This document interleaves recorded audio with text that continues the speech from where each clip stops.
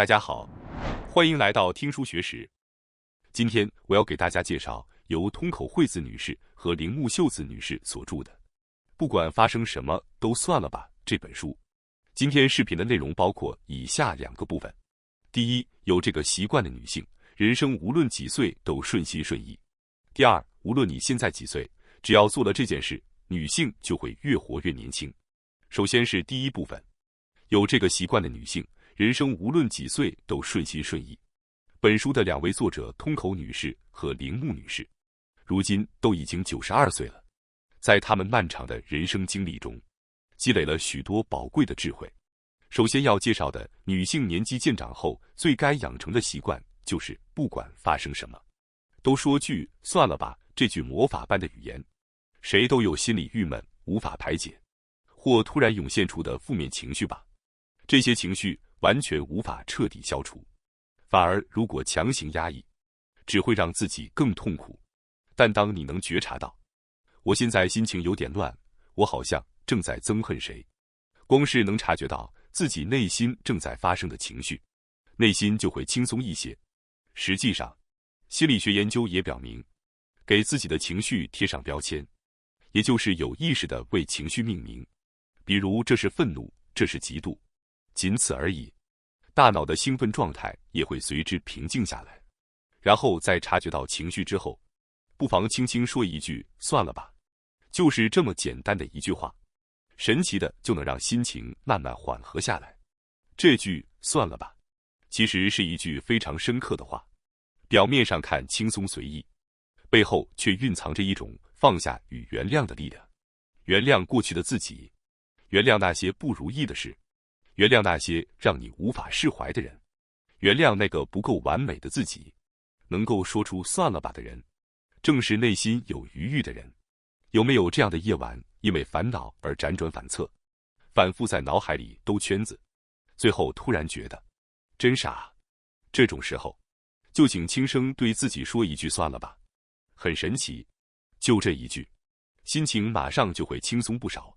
人一旦开始烦恼，往往会陷入自责的漩涡，像是要是我当时那么做，也许现在还跟那个人在一起，要是当时再努力一点，也许就不会失败了。可是无论怎么自责，事情已经发生，过去是无法改变的。重要的是，之后的人生该怎么过。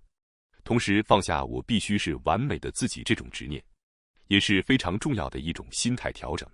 说到底，人本来就不是完美的生物，正因如此，能接纳那个曾失败犯过错的自己，才是真正的善待自己。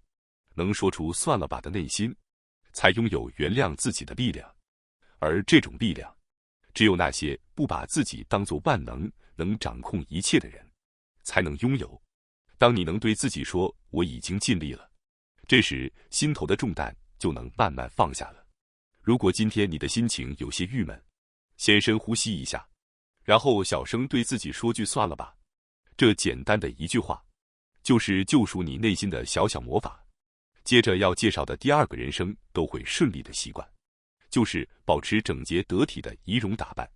作者指出，年纪大了还保持整洁的仪容，看似简单，其实意义非凡。有些人随着年纪增长，觉得反正也没人看了，于是远离了打扮。但其实，为了自己去挑选衣服、搭配饰品，试着用不同颜色的围巾搭配，这一段属于自己的时间，反而是能让内心丰盈满足的重要时刻。光是思考明天要穿什么，生活中就会多出一份小小的期待感。如果能拥有一些只属于自己的小小心动，平凡的日子也会变得明亮起来。这不仅仅是打扮外表的问题，更是一种认真对待当下生活的内在姿态。所谓仪表，其实并不仅是给别人看的，它既是对他人的一种尊重，也是一种对自己温柔相待的方式。保持干净整洁，让人觉得可靠，也能赢得社会上的信任，同时对自己的心情也有正面的影响。更重要的是，得体的打扮还能调整人与人之间的距离感。此外，整理仪表其实还有很多对健康有益的作用。首先，它能给大脑按下开机键，像是整理头发、穿好衣服、洗脸、刮胡子，就会让人神清气爽、精神振作。这是因为大脑开始进入我要出门与人接触的准备模式。也就是说，整理仪表不仅是为了好看，更是帮助调整自律神经平衡的一个契机。尤其是随着年龄增长，很多人容易觉得反正也不见人，就随便点好了。但如果长期不整理仪表，不仅精神变得懒散，活动量减少，肌肉衰退，食欲下降，最终连健康都会受到影响。而且每天早上的整理仪表仪式，也是维持生活节奏的重要支柱。像是洗脸、挑选衣服、整理头发这一连串动作，对大脑来说就是新的一天开始了的信号。坚持这样的习惯，体内生物钟会逐渐变得正常，晚上自然能困，早晨也容易清醒，睡眠质量自然就提升了。而且近年在预防认知症方面，整理仪表的重要性也逐渐被重视。因为对着镜子整理自己，持续关注自己的外貌，也是一种让大脑保持年轻的好方法。接下来我要介绍第3个人生都会顺利的习惯，始终保持好心情。随着年龄的增长，我们必须面对身体不再如意、做不到以前事情的现实。但作者也指出，正因为到了老年期，才有可能进行一些新的社会贡献，那就是始终保持好心情。听起来很简单，但实际上并不容易。总有身体不适的日子，生活中也充满了让人生气或感到寂寞的事情。但是即便如此，看到那些尽量带着明朗表情，心里想着算了，顺其自然，静静地笑着度过的老人，周围的氛围都会变得柔和起来。年轻一代看到这一幕，也会感受到原来变老并不全是坏事。不愉快的情绪意外地会影响周围的人，即使没有生气，也没出口抱怨，但那种紧张的气氛会让周围的人不自觉地小心翼翼。作者称这为空气骚扰。相反，待在总是带着笑容、心情愉快的人身边，心情会变得平静，人们自然会聚集过来。当然，生活不可能每天都充满快乐，年纪越大，越会遇到不愉快和不便的事。但即使心情不佳，强行表现得开心，也是一种对自己的温柔。即便内心不愿意，也试着微笑。有时候，这样做会奇迹般地带来真正的快乐。这其实也有脑科学的支持，我们的脑子会根据表情和动作反推感情，哪怕是假笑，只要持续微笑，心情就会变好。所以，哪怕是演戏也有意义，装作开心，久而久之，真的会变得开心。这正是大脑有趣的机制。此外，作者还指出，随着年龄增长所获得的遗忘力也是一种宝贵的品质。年轻时，稍微被一句话伤害，或遇到不公平的对待，会感到愤怒；而现在，觉得这些都没必要浪费时间去想。这不仅是保护自己的方法，也是人生后半段安然生活的智慧。更重要的是，勇于坦然放下已经做不到的事情，也是老年生活不可缺少的态度。不要拿现在的自己和过去比而沮丧，要想着现在可以依赖别人了，或学会撒娇，让自己轻松点，接受这一点，不自责。这样精明的生活方式绝非坏事。能够做到这一点的人，才是真正意义上的独立。人生就像四季轮回，年轻时可能想要表现得更强大，但现在已经不同了。经历过狂风骤雨的岁月后，选择在温暖平静的空气中，按照自己的节奏微笑生活，这本身就是人生的成熟。请在今天，也轻声说一句算了，保持好心情，带着微笑度过。相信你的笑容会治愈他人的心，让人觉得变老也没那么糟。如果能过上那样愉快的晚年，变老反而是一种美好的社会贡献。那么接下来要介绍第4个人生都会顺利的习惯，是放下90%无关紧要的烦恼的习惯。说到烦恼，这对任何人来说，应该都是非常切实的事情吧。但稍微换个角度看，很多烦恼其实可能并没有那么严重。作者本人也说，至今收到过许多人的咨询，烦恼的种类确实非常多样，离婚、育儿、职场人际关系、自身的未来，表面上看起来都是沉重的问题，但是这些烦恼中有一个共通点，就是因为当事人非常认真，所以烦恼才会显得越发庞大。当然，这对当事人来说是重大问题，也不是说那不就是随便放下了吗？这么轻易能说出口的事。不过，如果能在心里某处觉得90%的烦恼其实是小事，也许就能稍微轻松一些。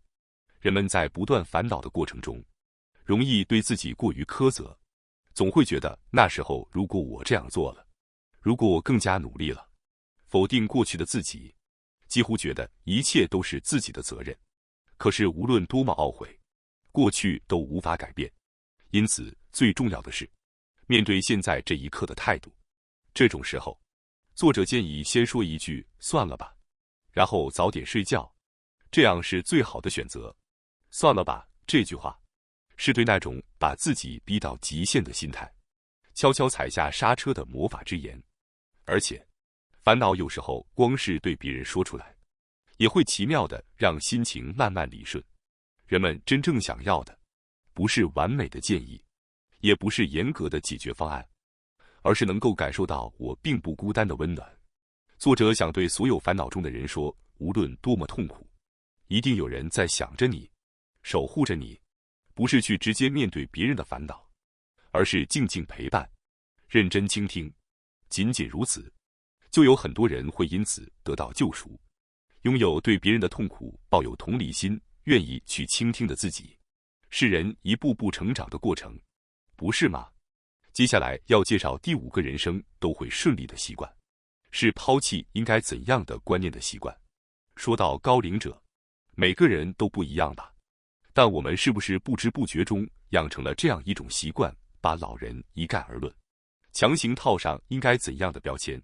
比如说，90岁的人就不会用智能手机，这样以刻板印象来判定，会剥夺很多人的可能性。我们现在正处在必须认真反思这个问题的时代。比如说，有位去医院的高龄女性，医生或护士不是和她本人交谈，而是总是和陪护人员说话。这其实是无意识中认为老人理解不了的偏见作祟，我们却没有关注眼前这个人走过什么样的人生，拥有多少知识和经验，而只是用年龄这个数字来判断一个人。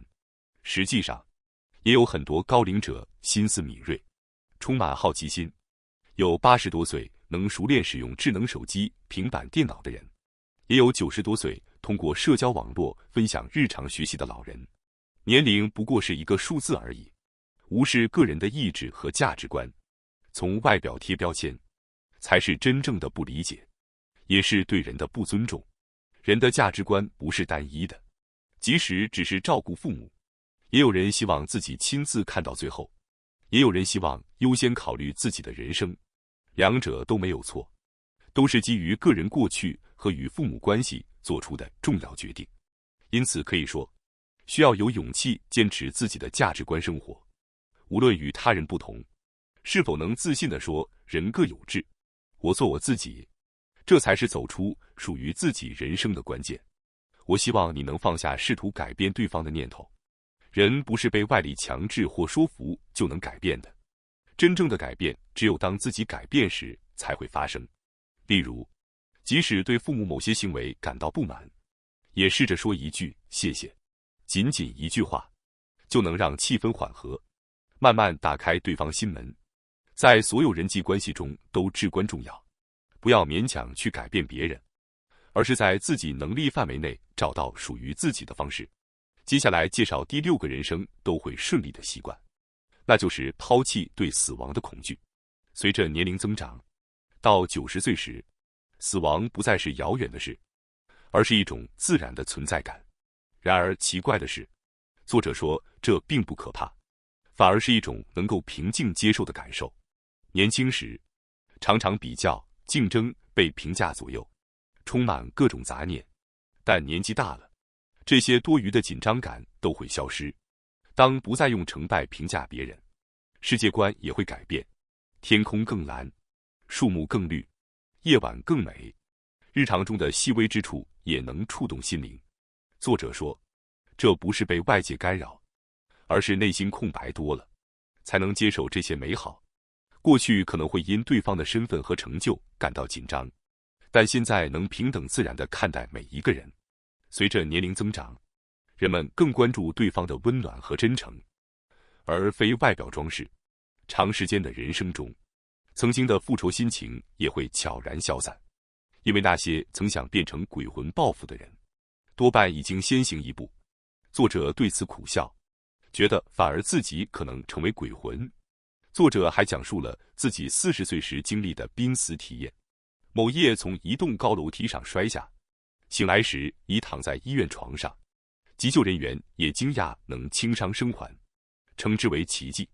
濒死体验宛如电影片段，自己像是站在一旁观察的另一个自己，感觉站在桥上，花瓣一片片飘落，心中负担逐渐消散，意识到不用再在意别人的目光，不必再责备自己，一点点被释放。最后一片花瓣落下前，浑身被金色光芒包裹，仿佛获得了全新且整合的身体，感受到神秘且舒适的存在感。通过这次体验，作者坚信死亡不可怕，那里没有时间概念，只有永恒的宁静。科学上，濒死体验被认为是大脑进入特殊状态时发生的现象，但对经历者而言，那是真实的存在，能在死亡面前感受到平静和满足，是用心生活的证明。正因如此，作者说死亡不可怕的话语才显得沉重而温暖。接下来是第二部分，无论现在多少岁，女性只要做到这件事，就会越来越年轻。首先要介绍的是，最基本的打招呼变得非常重要。年纪大了，哪怕一句简单的你好或者早上好，也能瞬间缓解内心的孤独感。特别是对于独居的老人来说，日常与人交流的机会会逐渐减少，寂寞的日子并不少见。因此，作者建议那些独处时间较长的人，要积极主动地向路上遇到的人打招呼，哪怕只是轻轻的一声问候，心情和精神状态都会有所不同。尤其是感到孤独的人，虽然大家可能听说过这个词，但很多人并不清楚具体是什么样的地方。特别是年纪大了，积极和别人见面非常重要。通过与人交流，和不同的人交往，可以给大脑带来良好的刺激，有助于预防认知症和老年痴呆。不过，有些人可能觉得自己没什么机会与人交流。其实，即使不能进行精彩的对话也没关系，只要打个招呼，和别人见个面，就会让你一天的生活充实起来。通过人际互动，你会感受到世界慢慢变大，会因别人的一句无心话而笑，或是惊讶于某个人的个性。这些细微的情绪波动，对大脑和心灵都有积极的刺激。偶尔向亲近的人吐露一下心声，也会让心情变轻松。特别是那些不方便对家人说的真心话。此外，如果你一周内有1-2次固定要去的地方，这就会让生活节奏更加有规律。安排了日程，会给心灵带来一个指针，让人期待。因为如果每天都没有事情，心灵和身体都会变得迟钝。所以，刻意创造外出的理由非常有意义。哪怕一周只有1次外出计划，也会让人有所准备，挑选衣服，整理仪容，按时行动。这一连串动作在不知不觉中帮你调整了身心状态。尤其是长时间待在家里，人们会渐渐失去时间感和与人交往时的紧张感，导致每天的活力慢慢减少。但如果有固定的外出活动，比如周3去某个地方，周日和某个人见面，这些固定的活动会成为生活的轴心，让心情稍微积极起来，产生那天之前要做些什么，想跟某人说点什么的小期待和准备。其实正是这种对未来的意识，激活了大脑，调动了情绪，成为保持年轻活力的力量。而且这个地方并不需要特别豪华，附近的超市、图书馆、公园或者社区活动中心都可以，在那里和别人随便说一句话，心情就会轻松一点，自己也会重新感受到自己是社会的一部分，而这种感觉正是活下去的力量。第二个我要介绍的是，要积极的与年轻人交流。随着年龄增长，人的生活圈难免会变得狭窄，每天重复着类似的生活习惯，交流的人也有限，渐渐的话题多是回忆往事。当然，这并不是说这有什么不好，但是如果你最近觉得心情低落，无法对新事物感到兴奋，或许这就是缺乏刺激的信号。这时候，推荐你有意识地增加与年轻人的互动，例如，只是在咖啡馆听一听旁边年轻人的对话，就能让你触及到现在的流行和价值观，带来新的发现。你会惊讶地发现，原来现在主流是这样想的。如果你想更积极参与，可以尝试参加社区志愿活动，或者去有学生聚集的地方看看。和年轻人实际交流后，你会发现自己的内心变得明亮起来。比如，你会注意到现在流行这种衣服，年轻人其实挺成熟的。这样的感悟不断涌现，会给你带来一股清新的风。心理学研究也证明，代际交流对老年人的精神健康和认知功能维持有积极效果，因为日常交流和刺激能激活大脑。更重要的是，这会让你觉得自己没有被时代抛弃，从而带来自信和安全感。变老并不是闭塞自己，而是一个利用自己经验去享受新世界的开放机会。和年轻人的交往正是打开这扇门的钥匙。有些人会担心和年轻人混在一起会不会不合群，但不用担心，很多年轻人欢迎年长者的智慧和包容。只要你做自己，自然会建立良好的关系。另外，人会受到周围环境极大影响。简单来说，就是和年轻人在一起，你也会自然而然地变年轻。如果你希望永远保持年轻，别忘了和比自己年轻的世代交往。接下来介绍第三个，就要学会随着年龄增长，更加以自我为中心的生活。年龄增长意味着你可能不能做以前能做的事情，但作者强调，这并不是负面，而是人生进入了新的阶段。举例来说，年轻时可能察觉不到的小幸福，现在会变得格外珍贵。就像夜晚越深，星星越明亮，内心多了余白，简单的快乐也变得耀眼。每个人的体力和精神都会随着年龄变化，不应将此视为衰退，而应看作完成了某种角色，这样心态会变得轻松。感谢过去的经历，放下执着，从那一刻起，忍耐就不再是忍耐，而是一种柔软的放手。这不是放弃，而是优雅的转变。其实，长期为家庭和社会奉献的老人，更应该开始为自己生活，诚实面对自己内心的感受，按照自己的节奏和心情生活。这并不是自私，而是珍惜自己的诚实生活。当然，这需要与周围保持一定的平衡，不能以自己的自由为借口，给别人添麻烦。但另一方面，年轻人也不应该因为老年人的身份，随意为他们划定界限，说你做不到或者年纪大了，还是算了。决定是否去做，应该由本人来定，这也是尊重他们尊严的表现。在人生的后半段，正因为如此，真诚做自己，活出自我，不被外界评价左右，和自己的心灵对话，这样的生活态度会让晚年更加充实和丰盛。感谢大家收看今天的节目。如果你喜欢我们分享的内容，记得点赞、订阅并开启小铃铛通知，第一时间获取我们的更新。在下次的节目中，我们将继续为大家分享更多有益的书籍。再次感谢大家的支持，我们下期再见。